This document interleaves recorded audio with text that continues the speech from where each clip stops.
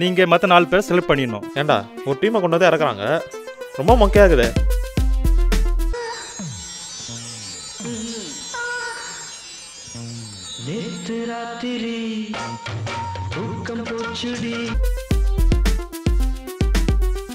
Idea, இது வச்சு ஒரு படம் பண்ணலாமா?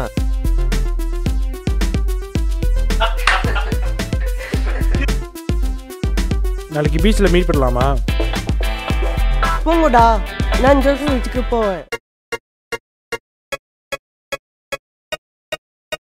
நகம் இருக்குல்ல, நகம், இதை ஒவ்வொன்னா புடுங்கி புடுங்கி சித்திரவதை பண்ணி கொள்ள போறோம்.